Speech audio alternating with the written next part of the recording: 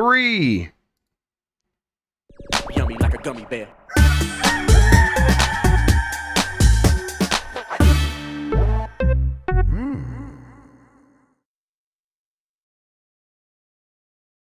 It's the internet. You're busy. Let's do this for August 9th, 2024. For the next hour or so, let me help you sort through the world of gaming on Game Mess Mornings Live with me, Jeff Grubb.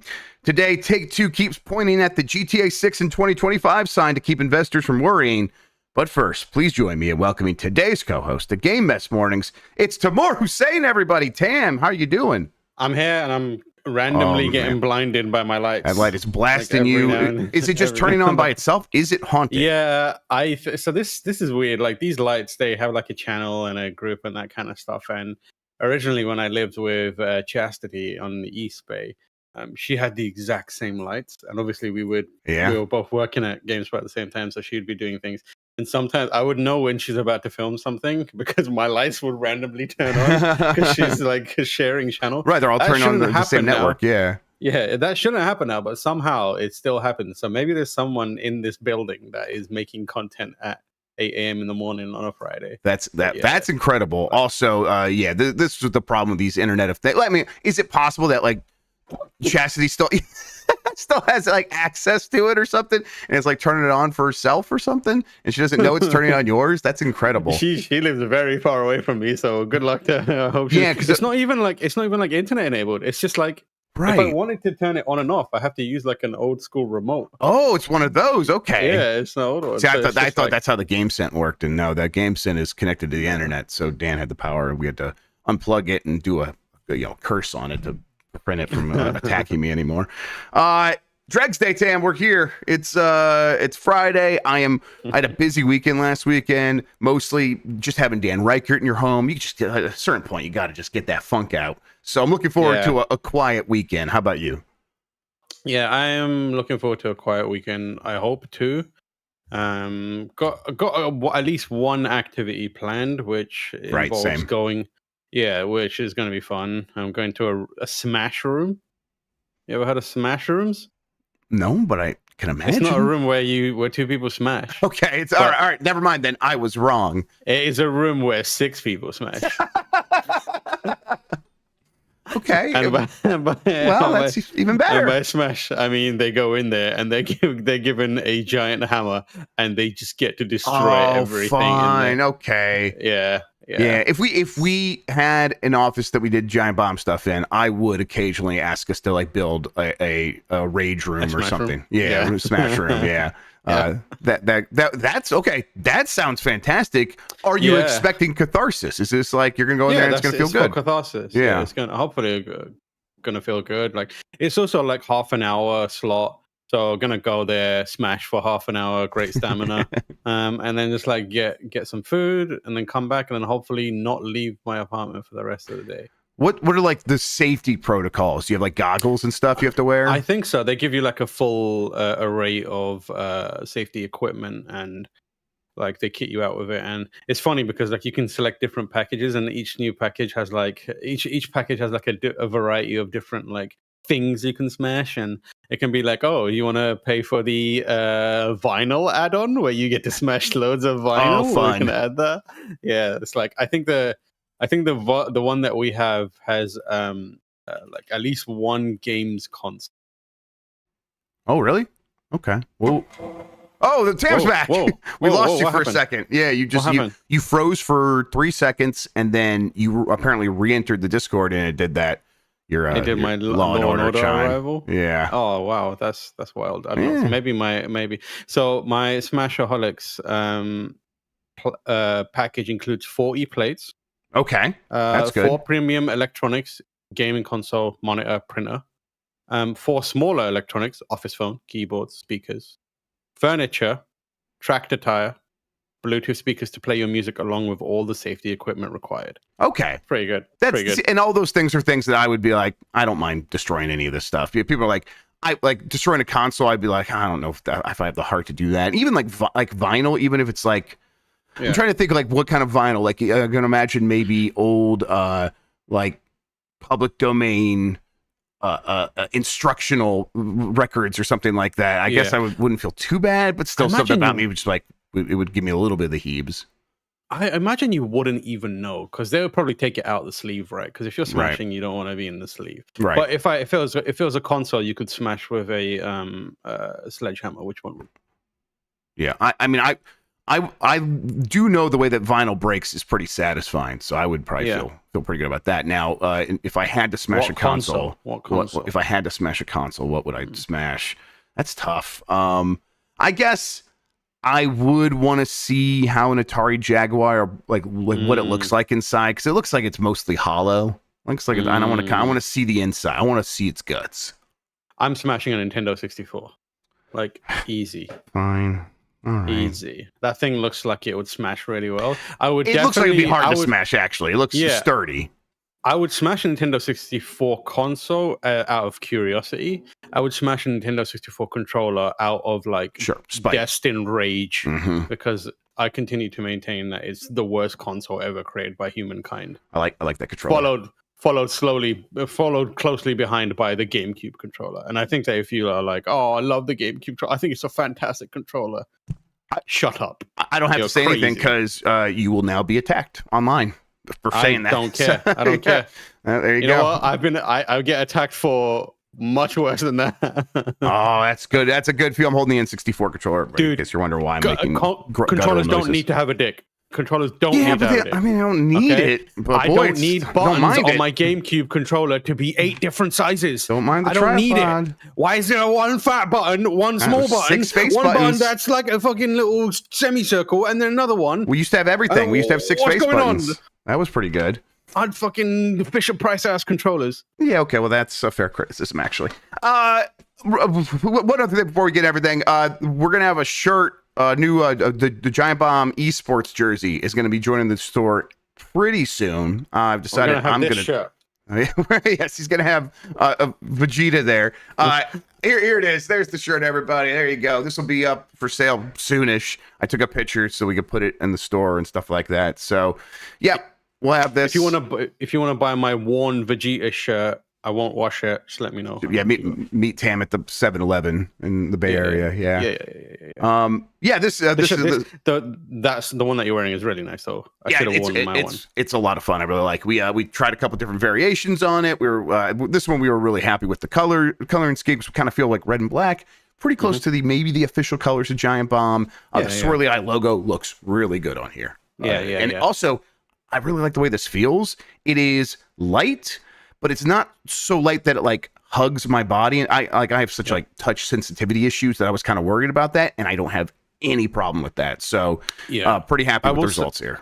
I would say if you're ordering it, maybe order one size above you think. That's right. That's exactly snug. right. Yes, it's slightly snug. I think I'm a double XL usually. And this is kind of hugging my tummy a little bit. So kind of just keep that in mind. Oh, I can't deal with that. If anything's hugging my tummy, I'm having an emotional breakdown. Yep, exactly. I'll just go to my mommy. All right, let's explain what we do here. Most weekdays, I, Jeff Grubb, will help piece your gaming life back together. That includes breaking news and maybe even some of our own original reporting. For all these topics, I'll get the input of a bona fide expert who will make me look smart. If you are watching live on Twitch, welcome. You can always listen to the show later on podcast feeds by searching for Game Mess Mornings or find the RSS on giantbomb.com. You can also catch the show later with chapters and timestamps on YouTube. Hello, YouTube. All right, we have a lot to get into, so let's start the morning mess with GTA 6 remains set for fall 2025. And yes, I put this first because GTA 6 does well with SEO. This is from Eddie McCoo at GameSpot. As part of Take-Two's latest earnings briefing, the company reconfirmed that Rockstar's Grand Theft Auto 6, one of the most highly anticipated games in the coming years, remains on track for release in fall 2025. A slide in the company's earnings release states that the game has not shifted. A slide, as in like they were showing this to investors.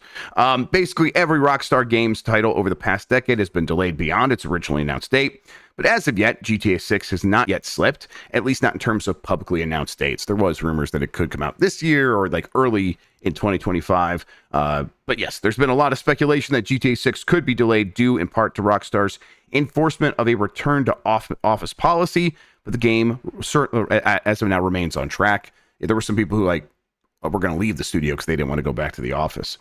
The ongoing video game actor strike, which cites concerns over AI, does not currently affect GTA 6. At least that's according to Strauss Zelnick in a couple of interviews and in conversations with investors. They're saying this in part because it probably is accurate right now. Doesn't mean it won't slip. Probably still could slip into 2026 pretty easily. This is Rockstar. And at the same time, they're out there saying this because, the earnings are down a little bit for Take-Two. The things are slowing down for their sales. They're not in trouble or anything like that, but I think they want to keep investors with the expectation that GTA 6 is right on the horizon, so you want to stay invested now, because as it gets closer, the GTA stocks the Take-Two stocks just going to be worth more because GTA 6 will be even closer. So they're saying this. I don't know how much I fully am on board with believing it. Buy or sell. Are you buying this or are you selling it, Tam? I am selling it.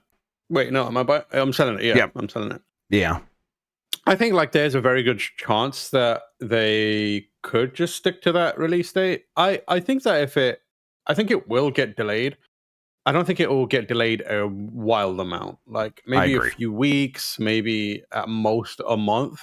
And I feel like if I was the maker of GTA and I knew that I could get away scot-free with a delay every single time and have zero pushback, and in fact, it be potentially an uptick in my PR for this game, because I would do it every single time. Because most people, when GTA gets delayed, they're like, "Excellent, make it better, make it even better, good stuff, keep at it." Whereas everyone else, every other game would get delayed, and people are like, "Kill them all." So I feel like they right now are going to be like, "This is when we're coming out. Please, invest, etc., don't go anywhere." And then closer to the time, they'll be like, "Hey, we have made the wildest game. You have no idea how wild this game is. We just need a few more weeks to make the horse testicles swing a bit better." Right. And then everyone's like, "Wait, they're in here too?" Yeah, and they say, "Yes, they're we bigger added than horse last time." testicles to every single vehicle in this game. I was about to make the same joke, but I'm like, "Oh wait, I think Tam's gonna do it. I'm gonna stop." Game development's not linear, right? So they've taken a long time on this game, but that has sort of no bearing on so they've spent this much time, therefore they've had enough time to get this game complete for the date as they approach the end, new issues will arise because it's messy and they've discovered things late, and the polish that they try to do runs into issues, and they create new bugs, I suppose. Yeah, it's not linear. So as they get closer to the end, things will pop up and cause new problems. So I wouldn't be surprised if, again, we get some sort of delay. I would even think that early 2026 isn't out of the question, even March 2026. But I agree, it won't be much longer than that. We're not talking about going from holiday 2025 to holiday 2026. I think they want to avoid that by all costs.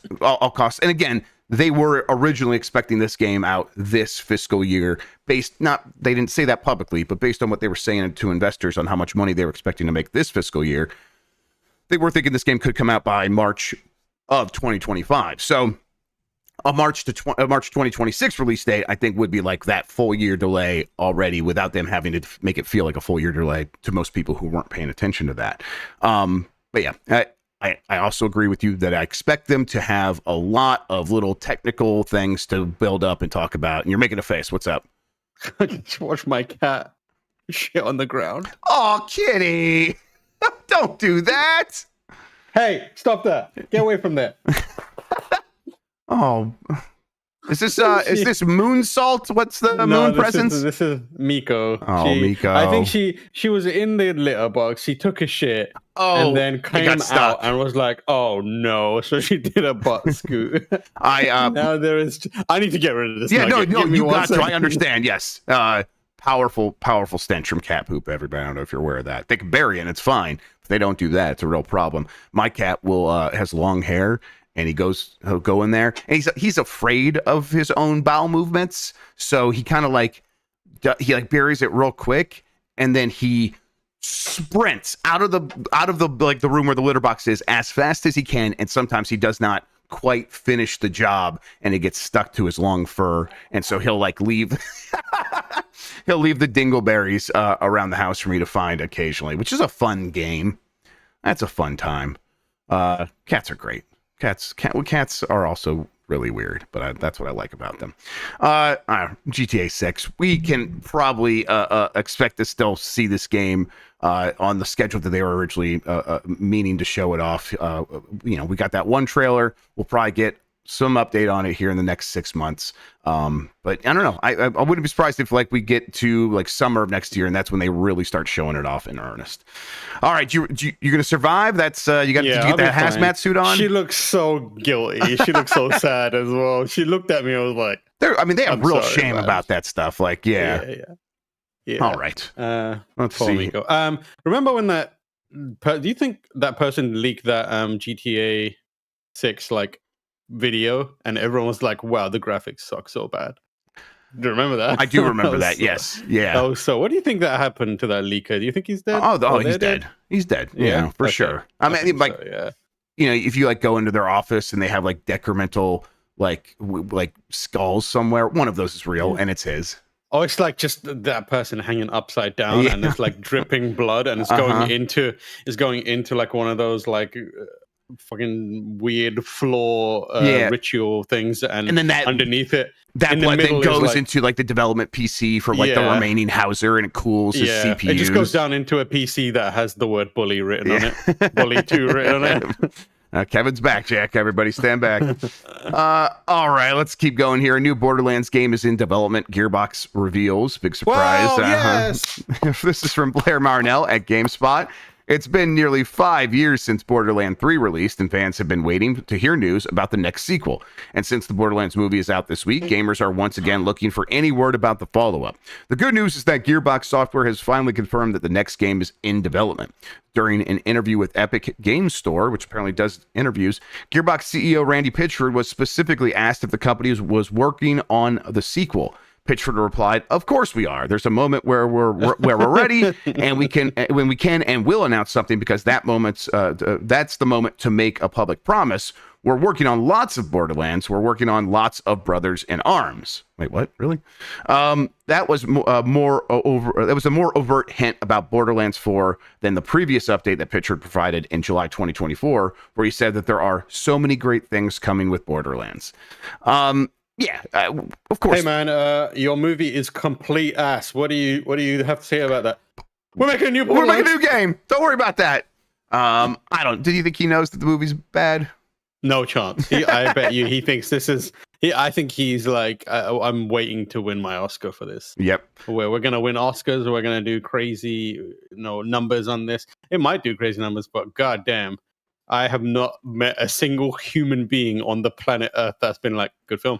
Do you think there's a chance we get to like middle of next week and people are like, actually, it wasn't so bad? Do you think we get any sort of defense for this movie? It doesn't even feel like that. No, I feel like this is one of those movies where even if you try and defend it, like people are just going to be like, "You're insane." Yeah, you keep it to yourself. You keep that shit to yourself. Don't tell people that. That's crazy. Yeah, people will think less of you. But you will definitely find it on Twitter. People on Twitter love being like, people are going to be farming for clicks, because that's how current Twitter works. Where it's like, you got to get, someone's going to be like, I genuinely think that this Borderlands movie is worthy of a, Oscar, or like, I think this is one of the greatest films ever made. And watch the clicks come in, watch the pennies come in, and by the time they're done, the rage will have amounted to $2, and that'll be it. When you go do your BAFTAs thing, is it the games and the movies at the same thing, or do they have a separate thing for BAFTA games and a separate thing for BAFTA movies? No, BAFTA has a separate team for games. Okay, and it's a very, very. Disclosure: I am a member of BAFTA, so I partake in this stuff, and also like I evangelize and talk about BAFTA for them, because it's an important part of like the British games industry and the global games industry. But even without that, it is quite impressive how thorough they are in making sure the stuff that gets nominated and then also wins is like really, really well taken care of in terms of who speaks to it and that kind of stuff. So there's people from various corners of the industry. Usually when we do like deliberations, in a deliberation meeting, it'll be like someone like me who's on like the media side, but there'll be developers and writers and sound designers and like people who would never normally take part in any other video game kind of judging process for an award. But it's entirely just the games. There's sometimes crossover with films where you'll have people who you might see working on the film side popping up in like, you know, events and that kind of stuff. But for the most part, it's just specifically games. So there's no chance that like if Borderlands won the BAFTA for like special effects that you would end up in a situation where you had to like give the trophy to Randy Pitchford or something? I would honestly, if they said I had to do that, I would do it with glee. I would be so I would love happy. to see it. I would love to see it. I would be so happy. I would like, as I'm giving it to him, I would just whisper, "This thing sucks," and then give it to him. I'll just be like, "Do better." We have such a story about that. I wish we could tell someday. Someday, everybody. Someday. Yeah. I would love you know to. what? I'm excited for a new Borderlands game. Not excited. I retract that. Actually, I'm not excited about it. I am intrigued by it. I would love to know. I'm really excited to see what the writing style is for this one. Yep. Because that insufferable. It's got to like adapt a little bit. It can't. Like people are done with that. Yep. Like they are not gonna take Tiny Tina going just to be like annoying and fucking every meme possible, and like, oh god, I hope it's not. I mean, I think Borderlands writing is the worst outcome of Joss Whedon. I think that Borderlands should still be a little obnoxious. That's the best. Like someone chat described it that way. Like they just got to evolve the obnoxiousness, right? It just needs to like be a new brand of that to a certain extent. Listen, a lot of people played that Tiny Tina game, and I never really talked to them, but they seem happy with it. So they could probably do this. They could probably pull it off. But you're right. For me personally, I probably would need to see a lot more evolution. The thing is, like, they need to write for the TikTok generation now. And the TikTok generation is incredibly fickle. Yeah. Like, and they move by the time you put that Borderlands game out, your skibbity toilet joke is gonna land flat on its face. Yeah, by the time you make anytime I would make a reference to something I saw on TikTok on Twitter, that's like the equivalent of like when you would used to see something on Reddit and then a month later your mom would send you an email about it and be like, would forward you the email. Like that's what I'm doing now with the people on TikTok. So it happens fast. All right, let's move here. We're going to skip the story about the Take-Two's earnings. Basically, though, we kind of know where they're at. We talked about it a little bit. They do have like stuff like Civilization 7 coming, things like that, that will make them quite a bit of money. But in the meantime, they are still waiting for Grand Theft Auto 6. All right, Doom plus Doom 2 is a great excuse to jump back into hell for free or for $10 if you don't already own it. This is from Kevin Purdy at Ars Technica. I have only one criticism of the definitive, newly enhanced versions of Doom and Doom 2 you could pick up now in a $10 package, or free as an upgrade if you already owned one of those two games. My gripe is that it's entirely your own fault when you get hit by enemies. On a PC, Xbox, or Xbox X or S, or PlayStation 5, you could play Doom at 120 frames per second at 4K. You are moving so ridiculously fast, speed skating across those marine bases and or hellscapes that the imps tossing fireballs at you feel like they're a parent gently coaxing their kids to catch a softball. This sounds amazing. This is really cool. Yes. So I do believe it is actually Night Dive that helped with these, along with id, obviously, and Machine Games seems like they might have done some work as well. Or is that might be the Quake version here. Let's see here. Elio, no, there's an entirely new episode. For another, it's a real bundle with both games, a huge number of classic add-on maps, including John Romero's Sigil, and an entirely new episode, Legacy of Rust, made by the folks from Night Dive, id Software, and Wolfenstein Auteur's Machine Games. They had previously done the same thing with Quake, so now they did this with Doom. That's pretty cool. How nice of them to release this the moment you finish Daikatana. Yeah. Listen, I am actually in the mood to be like, okay, give me the good John Romero, because I really have a soft spot for John Romero now, despite what he did to me with Daikatana. And so, yes, maybe I should go play some of this. Doom and Doom 2, great games. Having this definitive edition, fantastic. And it's pretty cool that we should review these games, but act like this is the first time they've ever been released. That's a good idea. I like that. I think that would be pretty funny. That'd be a good time. I would like that a lot. We just like do that like as a work during a whole like quick look kind of thing where it's like we're just like talk about, hey, the new game from id Software. Yeah. This is available now. Obviously, QuakeCon is happening. This is where they announced that. I like this style of sort of keeping these games fresh and updated, where it's like give it a little bit of love in terms of the polish, the definitive edition. That's great, but having a whole like new episode that people can play through that is completely fresh for everybody. That also is like just such a really good idea, and it's I hope it's a good use of like Machine Games' time. They did this with Quake, and my thought was like, okay, they did that with Quake because maybe they're going to be the ones to make a new Quake game. But now that they're doing this with Doom, it's like maybe they're just doing this kind of thing. I hope that while they're also making Indiana Jones, that this is a good use of their time. But I'll say that I get excited about it, and I'm glad that they keep kind of coming back to this well. I do not know how there hasn't been a Doom Quake crossover game from Machine Games. Like Doomslayer enters Quake universe. Like, come on, that is like free money. Come on. I would seriously like that quite a bit. Yeah, I think I don't remember much the story of Doom Eternal, where that left things off, but obviously the new Doom going back to medieval times or whatever, being medieval Doom. That is a really good idea, but that you could see how you would just like instead of from Doom 2016 where you would go through those portals and play original Doom, like going through a portal in this Doom medieval. What's it called again? I can't remember what the name of the subtitle this new Doom one is. Dark Ages. Yeah, Doom the Dark Ages. Yeah, something like it. You could go through a portal there and you're like, oh, now it's a crossover with Quake. That would rule. Yeah. Yes. So. Or like you're playing Doom and you just see like split second some fucking dude do a rocket jump. Just come by and you're like, what was that? Right. A nail. No idea where it was. Never explained ever again. Yeah. Just a little needle gun going past you. Like, oh shit. That was weird. They have a lot of fun stuff that they could do with these properties. And there was that dark period there for a little bit for Doom between like 3 and when they eventually got 2016 out. But now they have a real strong grasp on what this brand is and like how to treat it right. And I hope that they just keep trying new ideas and don't get stuck in a rut. And it seems like that's exactly what's happening. Yeah. Sega says its Gamescom lineup includes an unannounced game. This is from Chris Scullion at VGC. Sega has revealed its Gamescom 2024 lineup, including a previously unannounced game. The publisher will have 3 playable games at this year's show, but only 2 of them are known to the public. Sonic Cross Shadow Generations will be playable at the show, making its first playable appearance in Europe. Sega will also have a playable build of Atlas's Metaphor ReFantazio, which is also making its playable debut in Europe. However, it also notes that completing the lineup of playable titles on the Sega stand is an as-yet unannounced project.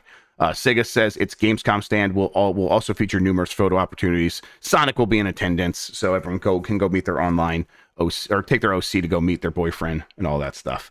I don't know. Any ideas of what you want Sega to be dropping? Because it's like I would start to try to guess, but I don't even really know where to begin with thinking like what this could be. Oh, it could be. Do you think it's another one in the entry of like we're bringing old Sega games back? Because they have what Crazy Taxi in development. Shinobi is there new Streets of Rage? Streets of Rage. Golden Axe, I think. Is Golden Axe. Yes. But maybe it's one of those old school games, like old school franchise, like Virtua Fighter. They have Jet Set coming, right? Yes, exactly. And there's rumors like that, and pretty much confirmed rumors that there are several more games in that series of, hey, we're bringing back old games that they're working on that they haven't announced yet. That would be cool. So if it's unannounced and it gets revealed here and then is playable, I would love to have a huge number of people get hands on with one of these games to see like what the quality level is. What if it is the long-awaited sequel, Beta Protocol? Okay, yeah, that seems inevitable, right? It's got to happen at some point. Has to happen at some point. One of the greatest games of all time. What's the one? What's the biggest, most insane one? Someone in chat just said Skies of Arcadia 2. Like that would blow up the internet in a very small corner. Right? Very small corner. Very small corner would actually explode. Yeah, that's right. I don't know. Like other than like trying to think of what it is in their old school kind of oeuvre that they might have, but I imagine it might be like some of their early 16-bit days, one of those franchises coming back. Jan keeps saying Vector Man. He does keep saying Vector Man. We try to Man. ignore him, but I think we have to just acknowledge it and move on. Yeah. The first game called Sunset Riders. Is that what it was called? Yeah, maybe it's called something else somewhere else. No, Sunset Riders is a fantastic game. Absolutely, yeah. Sunset. Make another one of those. Who made that game? Was that Sega? That's Konami. Damn, yes. See it. Man, that ain't never happened. That ain't never happened. I love Sunset Riders. Damn. I think it's the first one, or one of the first ones you mentioned, Virtua Fighter. I think it's time. It's time. I would love to see Virtua Fighter come back, and that's one that like is kind of in between. Maybe one of those. Oh, it's an old game coming back, but it's like, fighting games are a going concern more now than they have been in a very long time. And I think them being like, no, this is Virtua Fighter, it's back, and we're giving you a way to play it. That would be cool. It could even be like a redux of a previous Virtua Fighter, but updated and with better online netcode. I would take that. Yeah, I think it'll probably be something like that. They've done that a couple of times now as well. So yeah, and there were some rumors that they might do it again. So yeah, I would love to see that. All right, so let's see here. Sony plans to optimize overall structure at Bungie following Destiny layoffs. This is from Stephen T. Wright at GameSpot. This is basically kind of them finally coming out at Sony and confirming exactly what's going down. It is in line with a lot of the stuff we talked about in previous weeks and that we've talked about in other reports. Destiny 2 fans are still reeling from the news that developer Bungie laid off around 220 people in July, or roughly 17% of its workforce. Speaking on an earnings call, Sony president Hiroki Totoki discussed the Destiny Studios restructure in greater detail, stating that it came from a desire to optimize overall studio structure. Per a report of the call posted to social media, Totoki said that the back office functions of Bungie will be integrated into other Sony studios, and that the studio's resources will be focused on Destiny 2 and the Marathon reboot. His comments would seem to indicate that Sony is taking a more active role in the studio's direction, making it a more integrated part of the existing constellation of SIE studios, which is exactly what's happening.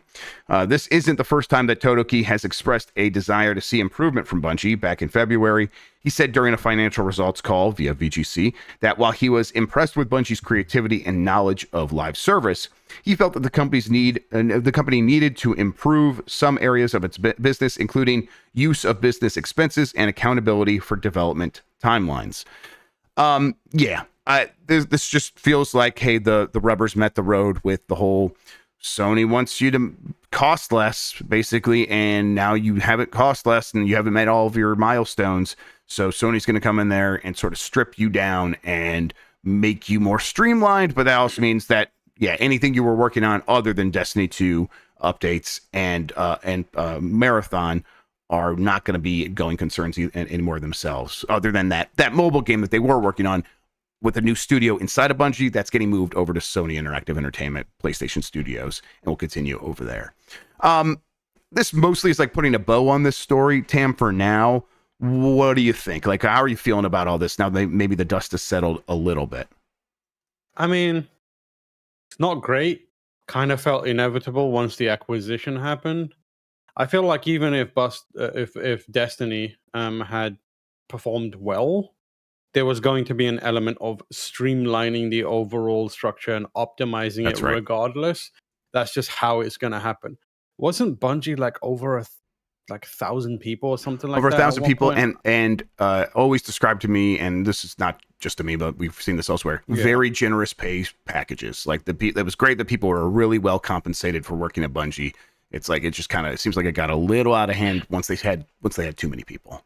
Yeah, and Sony's the kind of company that comes along and is like, we're gonna cut some corners here and strip the fat and as best as we can to make the whole operation a bit more lean. Considering that they were effectively making one game for a bunch of that, that's a rough sell. And I feel like it feels like they never had a shot. Like this was going to happen. This optimization was inevitable, and now it's happening, and it seems quite severe. The issue that is more concerning to me as someone who likes Bungie and Bungie's games is what this does to the identity of the studio, which is something that a lot of people have been talking about, which up until now, at least Bungie had some control over it. I'm sure that the internal politics of 1,000 people working on a video game IP meant that the identity was being pulled in a bunch of different directions and everyone had their own ideas for them. But ultimately, at the end of the day, it was Bungie in charge of what that could be, when all was said and done. That is no longer the case. This is also a moment where Sony is fully taking away the autonomy of that studio. And now Bungie becomes and is whatever Sony says it is and tells it to be, which is a major moment in the history of Bungie and video games as a whole, because let's not forget, this is the studio that redefined video games in a major, major way multiple times. The first time with, Halo. And I don't know if some of the people in this chat, I assume most people here were around during the Halo days, but it's hard to overstate how much of a iron grip Halo had on the video game world. And most first-person shooters that exist in the way that they do right now owe a debt to Halo and the multiplayer for that game. So that was a major, major influential moment for video games that will be felt until probably the end of time. No one's going to reinvent console shooters in the way that they did. And then the second time was Bungie doing Destiny, right? Like Destiny is in many ways the progenitor and the creator of the games as a service model. Yes, it is. Which again defines the modern landscape of video games. So those are things that Bungie accomplished in between making good games. Destiny was a good game. It had its ups and downs and its flaws, and Destiny 2, in a similar way, had some issues, but both of them are undoubtedly excellent video game experiences.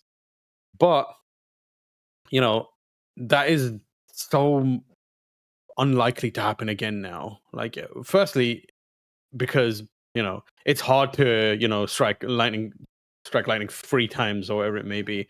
But now with Sony in kind of like holding the reins of the studio, that's not going to happen. Like if Bungie comes along and says, hey, we got this crazy idea to reinvent the way we play video games, do you think Sony's going to be like, hell yeah, brother, let's do this? Not right now. No way. No, they're going to be like, oh, hell no. Make that game as a service title. If it sucks, I'm going to stab you. And if it's good, I'm going to stab you a little lighter. Yep. And that is Sony's reaction, but that is Sony's reaction to the basically the deal that Pete Parsons put together for Bungie's acquisition.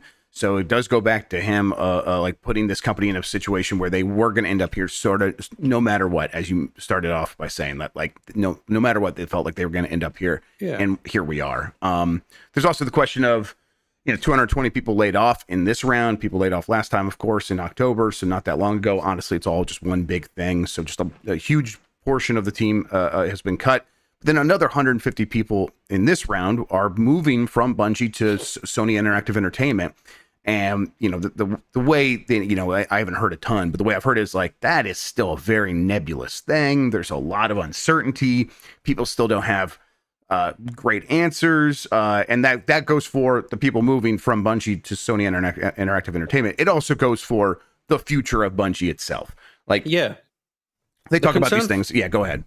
No, I was just saying the concern for me is the future of Bungie currently. It feels very, very fragile because it's hinging on a business model that the effectiveness will be proved by other games that come before it in Sony's stable. Like Marathon, what happens to Marathon will in some part be defined by how Concord performs and the response to it, because that's how these companies work. If Concord comes out and it's shits the bed completely and no one plays it, Sony is going to step back and look at every other game. Going to be less faith in the whole process. Vaguely like Concord. And Marathon is, from what we've heard, very similar in objective, and maybe it's not exactly because this was supposed to be like a survival shooter or one of those types of extraction shooter, right? Extraction shooter. It's not the same, but it's still the business behind it is pointed in that same direction. Yes. So if Concord flops and it's a big enough flop that it like raises eyebrows in Sony, which it would do, Bungie is now at the mercy of the performance of other games on its way. There's just less of a cushion there for him. Yeah. Yeah, that's not a situation that studio is used to or has been in before. They've always Yeah. been the golden child, and they've always had the faith of people investing in them. Whether that is, was it Activision that published Halo originally? Not It was, Halo, right? Destiny, Not yes. Halo, Destiny. Sorry, Yeah. yeah. So whether it's that, even in that era, like Activision gave them benefit of the doubt in a lot of ways because they're Bungie. They at this stage don't have that anymore, so it's a very precarious place to be in that I do not envy at all. And there's going to be more cuts leading up to the release be. of Marathon for sure. Like, Well, I that's mean, just how if the Destiny 2 new plan of smaller content packs twice a year, if fans don't show up for that, there definitely will be cuts. If Marathon doesn't perform, there definitely will be cuts. If both those things work out perfectly, maybe they start working on something exciting and new like a Destiny 3. That is a really big maybe. Yeah. And it's yeah, go ahead. It's sad because they have to basically reestablish themselves as a top tier bankable studio before they can get the goodwill to try and do new IP and that kind of stuff. Because right now, this is not their primary business model. It's not their primary kind of bread and butter. Their primary bread and butter is cinematic single player games, which are being made by one, and the golden children for that are Naughty Dog, but to a bigger extent, Insomniac. Mhm. Like you are now playing in a completely new genre where you not only have to prove that your game is good, you have to prove that your game is good enough to sustain that business model, and then you have to make a case for making a brand new IP and to be treated on the level as of a Insomniac or even a Sucker Punch. Mm-hmm. And it's ironic that I think what led us down this path as an industry was this promise that things will be more steady, they'll be more predictable. Live service means a regular amount of revenue coming in each month. But I think what we found is that these companies never are satisfied. So even like when Destiny is a success, like Activision's like, oh, can you just make a new video game? Actually, can you make a Destiny 2? Can you make a Destiny 3? And Bungie's like, no, the whole point was to not have to do that all the time. And it's like the industry sort of craving going back to, let's spend 4, 5, 6 years making a big game and just putting out that and then they really also wanting both, right? And then they also want the live service revenue and not realizing how that is so much more complicated and would take so much more time trying to do both at the same time. It's like, okay, yeah, the industry just is once again forcing itself into a corner where it hates where it's at, even though it's bigger than ever and everything did work out the way everyone wanted it to, but it's still not good enough. Yeah. All right. We're going to take a quick break. When we get back, just a handful more headlines to get to on this Dregs Day, everybody, right after this.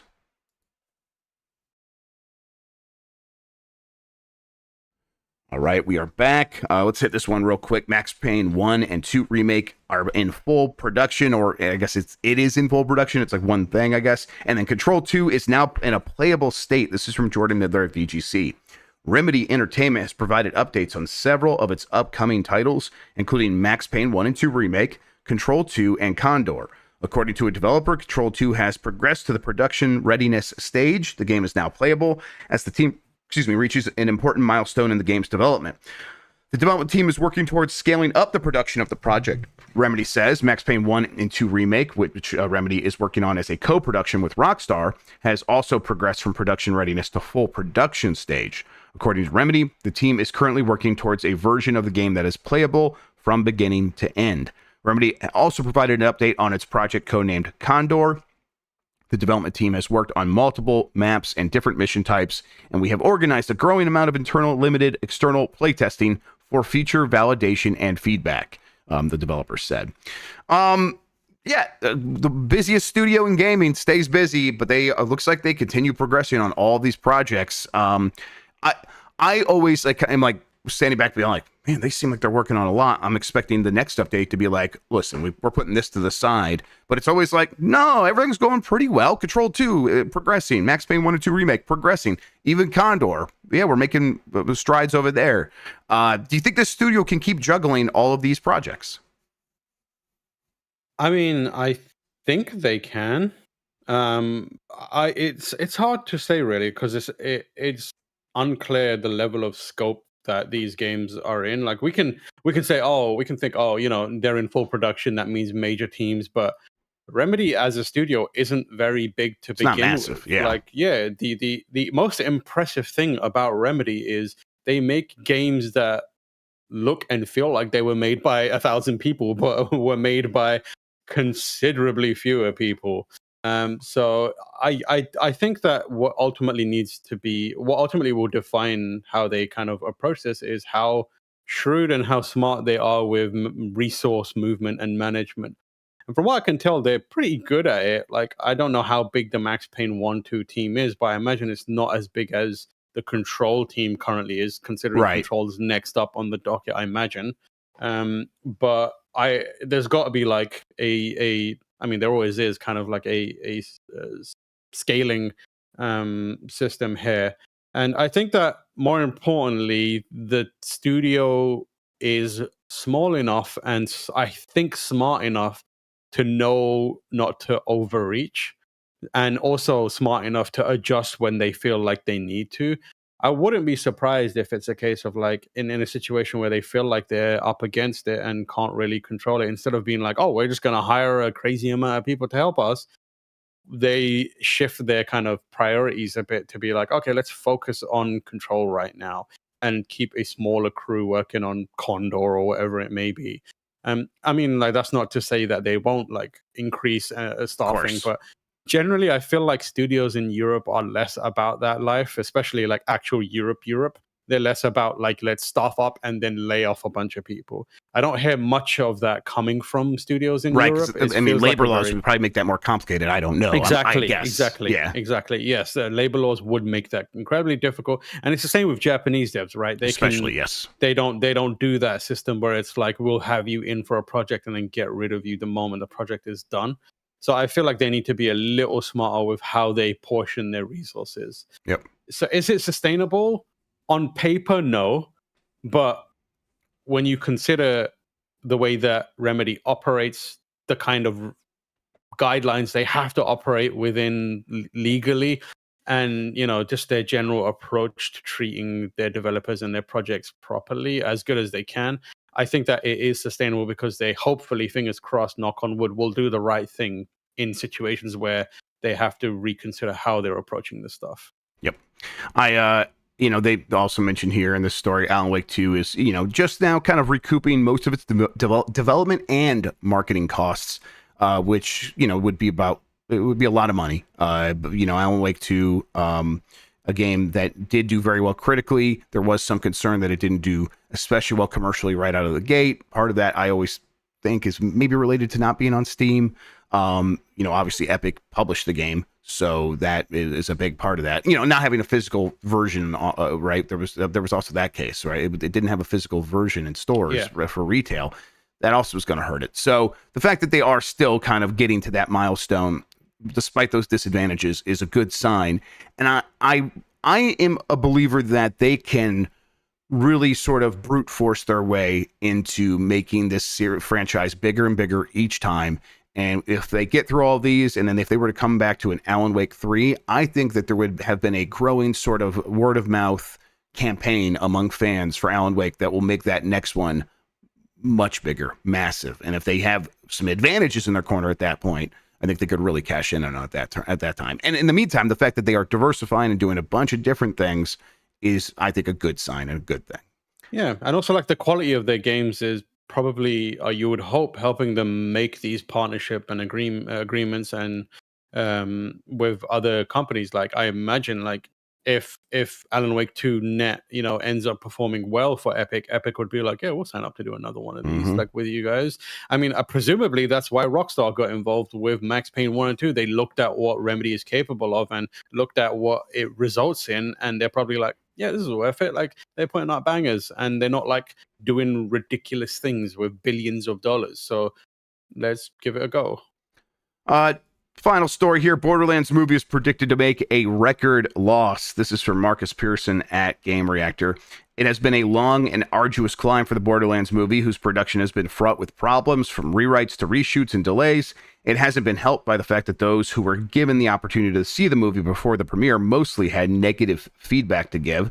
Reviews have generally not been kind either, and many industry experts predict that the movie will be a huge loss for the studio. That's because it cost a lot of money to shoot the film, $100 million to be exact, and in the US, early figures suggest that ticket sales will bring in around 13 to 18 million at most during the opening weekend. Because with its huge production costs, Borderlands needs to make close to $200 to $300 million to avoid being a flop. And I will say that I was watching the USA basketball game, defeat Serbia yesterday. That was a banger, wasn't it? How fucking good was that? I was losing my mind. I was like, my boy, the chef cooking. Yep. Holy moly. Everyone like just kind of had their best game so far. Especially Joel Embiid finally doing something with his fucking and then KD sort of like in all of the most crucial moments putting the game on his back. I was like, wow, KD still got it. And then KD went on Twitter at 5 a.m. and was fucking tweeting at people being like, yeah, my man is a troll and I love him so much. Absolutely. Yes. I love it. It was a great game, but I was watching it. Have you ever seen that tweet from Kevin Durant, which is why I love him so much, where he just tweeted, Scarlett Johansson, I will drink your bath water. Nothing else. Yes, I have, and I think about it a lot. Incredible moment. Anyway, during this like big game that had to be one of the highest rated things that the Olympics is going to have so far, there was several commercials for the Borderlands movie, and then I was watching something primetime later last night. I think I was watching SportsCenter, and I saw some Borderlands commercials. That's a lot of money. That's a big marketing budget. So they are trying to make this thing happen, but I think what they're doing is actually digging a bigger hole for this movie that is, by all accounts, not just not very good, but actively bad in a lot of ways. And people described it as sad and pathetic, which is just not going to get anyone out of their homes and into the theaters. I mean, like the worst part of this probably is like you said, the long-term impact is if you keep shoveling money into this and trying to force your way into a success or some sort of, rising the metric of, ticket sales or whatever, just to have a thing where you can say, actually, we sold this much. And the movie is as bad as it seems to be, you are killing outright any future potential to make Borderlands exist as a transmedia franchise or property. Like I would be, after like the flurry of adverts, people who go to watch this saying this is dog shit, you will never get anyone being like, yeah, we'll take another Borderlands movie or a TV show. Like it's not happening. Like it's crazy. And this is one of those examples of, it feels like a very like 2000s, even 90s era attitude towards making a movie around a video game where it didn't need to be made. People probably didn't want it to be made, but there were just enough people who wanted to push this through. Probably Randy Pitchford wanted to meet Kevin Hart. It happen. Yeah, and to make it happen. And I'm not being rude, but like, I think a considerable number of people could have told you day one, this is not going to do well. Yep. Like this seems like it's a mess. Like you have all the pieces to make a shit movie lined up. Like it's impressive. And here we are. I'm not being rude, but like, why is Cate Blanchett in this movie? Like, it's weird. She's trying her best, bless her. But like, I don't see that and go, oh shit, this is a real deal movie. They got Cate Blanchett and Jamie Lee Curtis. I see that and go, oh, they gave them a lot of money, which means they are not checked in for this movie, dog. That's like, what it feels is out. Like, it is. Congratulations to the cast of Borderlands for getting that bag as quickly as possible. Jack Black, that story of him being like, I ain't never seen those fucking people. I have never been on that set. I rolled up to a recording studio, did my Jack Black thing, and walked away. Congrats to you. You finessed Randy Pitchford in a way that no one... Randy finessed Pitchford himself. Has never pulled off a magic trick that good in his life. He got finessed. Kevin Hart and Jack Black made millions disappear before his very eyes. And he just had no idea. He's still trying to figure out how that works. And there will be no prestige. There will be no, and here's the money. There's no prestige. Well done to you guys. Yep. I respect it. Good job. And Take Two boss in that earnings call we talked about earlier was like, just give it a chance. Give the movie a chance. And I don't know if it's a good idea to be like, go watch it, because that doesn't feel like that's going to help this movie. Telling people to actually watch it, it feels like people are going to tell their friends, that was a waste of money. Please don't do that. Don't do what I did.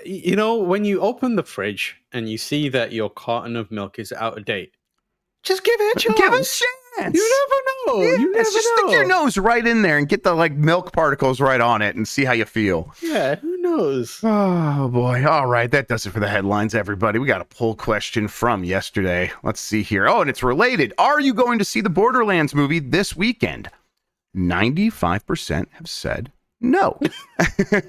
5% have said yes. I voted yes because Jan said we're going to talk about it. So I think that'd be a good BCR next week. Maybe we can even record it earlier in the week or something. So I'm going to try to see this movie maybe even tonight. This is the kind of movie that makes me think about re-downloading BitTorrent clients. Yeah, I wouldn't mind actually seeing a cam of this. Yeah. That might be the ideal way to watch it. Actually, DVD Except you find I've on the never done street. anything illegal now. Well, you never. But I'll tell you what it's like, and even that might be too much for you to hear. Your virgin ears. All right. That's that poll question. We have a new poll question coming up in a second that we'll get to for next week and all that stuff. But in the meantime, Tam, let's tell people where they can find you on the internet, what we have going on, all that good stuff. You can find me at Tamoor H, and I'm everywhere there. I'm going to be Twitch streaming soon. I keep saying it, but I will get to it. We have UPF coming later today, which is, have we said what it's going to be? Yeah, Nintendo Switch Sports Olympics. Switch Sports, yeah. I will be slightly late to that because, wouldn't you know it, a couple of people have decided they want to put some meetings on my calendar and don't care about when other things I'm doing. So, weird. You hate to see that. But that will be fun. We're recording a Jeff's next week. It's the week before Gamescom. Gamescom's going to be fun. Gamescom's going to pop off. Yeah. If you see Tam there, say hi to him for me.